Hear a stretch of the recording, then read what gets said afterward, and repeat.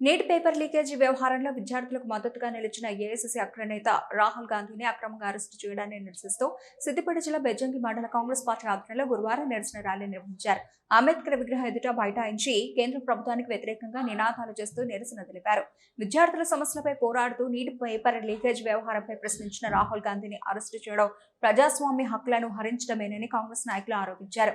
Neat paper లీకేజీపై సమగ్ర విచారణ జరిపి బాధ్యులపై కఠిన చర్యలు తీసుకోవాలని డిమాండ్ చేశారు.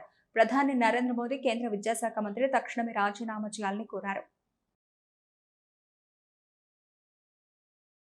పరీక్ష లీకేజీపై మరి శాంతియుత నిరసన కేంద్రానికి వినపడేటట్టు అక్కడ ఆ నీట్ పరీక్ష లీకేజ్ వల్ల పదుల సంఖ్యలో విద్యార్థులు చనిపోయారు.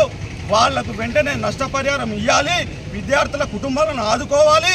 మరి విద్యార్థుల బతుకులు ఆగమవుతున్నాయని ఇలా విద్యార్థులు తమ గోస వినిపించుకుంటే జంతర్ మంతర్ వద్ద అక్కడ కేంద్రంలో ఉన్న బీజేపీ కొంతమంది గూండాలను వాళ్ళకు ఉసగొల్పి విధ్వంసం రెచ్చగొట్టి పోలీసులతో లాఠీ చార్జీ చేయడాన్ని మేము తీవ్రంగా ఖండిస్తూ ఉన్నాం.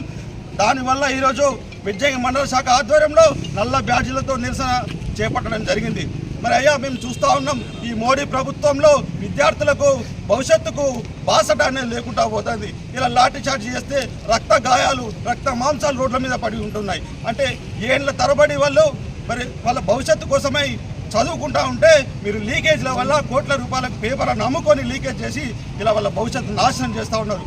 ఈ విషయమై రాష్ట్ర వ్యాప్తంగా, దేశవ్యాప్తంగా రాహుల్ గాంధీ గారు, మరి ప్రియాంక గాంధీ గారు మరి విద్యార్థులకు మద్దతుగా నిల్చుంటే వాళ్ళని అరెస్ట్ చేసిన ఈ బీజేపీ విద్యార్థులంతా నిరసన వ్యక్తం చేస్తూ ఉంటే వారిపై లాఠీ చార్జ్ చేయడం ఇలా సిగ్గుగా ఉంది.